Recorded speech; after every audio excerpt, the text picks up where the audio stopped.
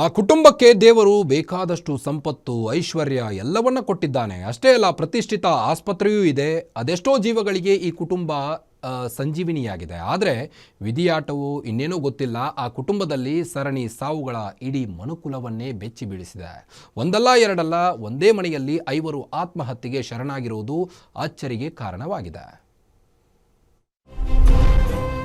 ಸಾನ್ನಿಧ್ಯವೆಂಬ ಶಾಂತಿ ನಿವಾಸದಲ್ಲಿ 4 ದುರಂತ ಅಂತ್ಯ. ಐಷಾರಾಮಿ ಮನೆ, ಬೇಕಾದಷ್ಟು ಆಸ್ತಿ ಇದ್ದರೂ ಬೇಡವಾಯ್ತು ಬದುಕು. ಫೇಮಸ್ ಹೊಮ್ಮರಡಿ ಆಸ್ಪತ್ರೆ ವೈದ್ಯ ಕುಟುಂಬಕ್ಕೆ ಆಗಿದ್ದಾದ್ರೂ ಏನು?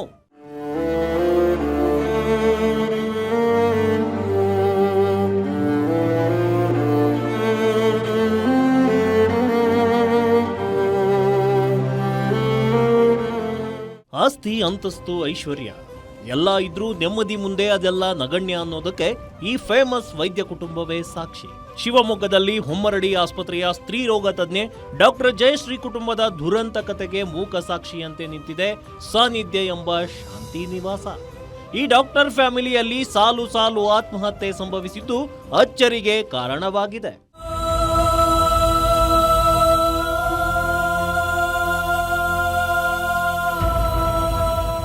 ಶಿವಮೊಗ್ಗದ ಅಶ್ವಥ್ ನಗರದಲ್ಲಿರುವ ಈ ಐಷಾರಾಮಿ ಮನೆಯನ್ನ ನೋಡಿದರೆ ಎಂಥವರು ಬೆರಗಾಗುತ್ತಾರೆ. ಆದರೆ ಇದೇ ಮನೆಯಲ್ಲೀಗ ಖ್ಯಾತ ಸ್ತ್ರೀ ರೋಗ ತಜ್ಞೆ 56 ವರ್ಷದ ಜಯಶ್ರೀ ಹಾಗೂ 34 ವರ್ಷದ ಅವರ ಮಗ ಆಕಾಶ್ ನೇಣಿಗೆ ಕೊರಳೊಡ್ಡಿದ್ದಾರೆ. ಅದರಲ್ಲೂ ತಾಯಿ ಮತ್ತು ಮಗ ಇಬ್ಬರು ಒಬ್ಬರಿಗೊಬ್ಬರು ಗೊತ್ತಿಲ್ಲದೆ ಸಾವಿನ ಕದ ತಟ್ಟಿದ್ದಾರೆ. ಜಯಶ್ರೀ ಕೆಳಗಿನ ರೂಮಿನಲ್ಲಿ ಆತ್ಮಹತ್ಯೆ ಮಾಡಿಕೊಂಡಿದ್ದರೆ ಆಕಾಶ್ ಮಹಡಿಯ ಕೋಣೆಯಲ್ಲಿ ಆತ್ಮಹತ್ಯೆ ಮಾಡಿಕೊಂಡಿದ್ದಾನೆ. ಇದು ಸಾನ್ನಿಧ್ಯ ನಿವಾಸವೊಂದರಲ್ಲೇ ನಡೆದ 5ನೇ ಆತ್ಮಹತ್ಯೆಯಾಗಿದೆ. ಮನೆಯಲ್ಲಿ ಅವರಿಬ್ಬರೇ ಇದ್ರು, ಮತ್ತೆ ಅವರು ಸೊಸೆ ಇದ್ರು. ಅವ್ರದ್ದು ಈಗ ಪಾಪ 5 ತಿಂಗಳಾಗಿದೆ ಮದುವೆ ಆಗಿ. ಅವರು ಜೂನ್ ತಿಂಗಳಲ್ಲಿ ಮದುವೆ ಆಗಿದ್ದು. ಅವರು ಇದ್ರು, ಬಟ್ ಅವರಿಗೂ ಗೊತ್ತಾಗಿಲ್ಲ ಇದು ಬೆಳಗ್ಗೆ ಏನಾಗಿದೆ ಅಂತ. ಅವರಿಗೂ ಸಡನ್ ಶಾಕ್ ಆಗಿದೆ. ಮನೇಲಿ ಕೆಲಸದವ್ರು ಬಂದು ಕೆಲಸ ಮಾಡಿ ಹೋಗಿದ್ದಾರೆ, ಎಲ್ಲ ಮಾಡಿದ್ದಾರೆ. ಇವ್ರು ರೂಮಲ್ಲಿ ಇದ್ದಾರೆ ಬಿಡು ಅಂತ ತಿಳ್ಕೊಂಡಿದ್ರು. ಬಟ್ ಆದರೆ ಈ ಥರ ಹಿಂಗೆ ಸೂಸೈಡ್ ಮಾಡಿಕೊಂಡಿದ್ದಾರೆ ಅಂತ ಯಾರಿಗೂ ಗೊತ್ತಾಗಿರಲಿಲ್ಲ. ಆಮೇಲೆ ಗೊತ್ತಾದ ತಕ್ಷಣ ಪೊಲೀಸ್ನವರೆಲ್ಲ ಬಂದರು. ಬಂದಾದ್ಮೇಲೆ ಡೋರ್ ತೆಗೆದು ನೋಡಿದ ಮೇಲೆ ಗೊತ್ತಾಗಿದ್ದು ಇಬ್ಬರು ಹ್ಯಾಂಗ್ ಮಾಡ್ಕೊಂಡಿದ್ದಾರೆ. ಇನ್ನು ಈ ವೈದ್ಯ ಜಯಶ್ರೀ ಪತಿ ನಾಗರಾಜ್ ಕೂಡ ವೈದ್ಯರಾಗಿದ್ರು. ಹಲವು ವರ್ಷಗಳ ಹಿಂದೆ ಇದೇ ಮನೆಯಲ್ಲಿ ಅವರು ಕೂಡ ನೇಣಿಗೆ ಶರಣಾಗಿದ್ರು. ಬಳಿಕ ಮಗ ಆಕಾಶ್ ಪತ್ನಿ ನವ್ಯ ಸಹ 3 ವರ್ಷದ ಹಿಂದೆಯಷ್ಟೇ ನೇಣು ಹಾಕಿಕೊಂಡು ಆತ್ಮಹತ್ಯೆ ಮಾಡಿಕೊಂಡಿದ್ರು. ಇದೀಗ ಇದೇ ಮನೆಯಲ್ಲಿ ತಾಯಿ ಮತ್ತು ಮಗ ಕೂಡ ಆತ್ಮಹತ್ಯೆಗೆ ಶರಣಾಗಿದ್ದಾರೆ. ಆದರೆ ಈ ಐಷಾರಾಮಿ ಮನೆಯನ್ನ ಈ ವೈದ್ಯ ದಂಪತಿಗೆ ಮಾರಾಟ ಮಾಡಿದ್ದ ಆಗಿನ ಮನೆ ಮಾಲೀಕ ಕೂಡ ಇದೇ ಮನೆಯಲ್ಲಿ ನೇಣಿಗೆ ಶರಣಾಗಿದ್ದ ಅನ್ನೋದು ಮತ್ತೊಂದು ಶಾಕಿಂಗ್ ವಿಚಾರವಾಗಿದೆ.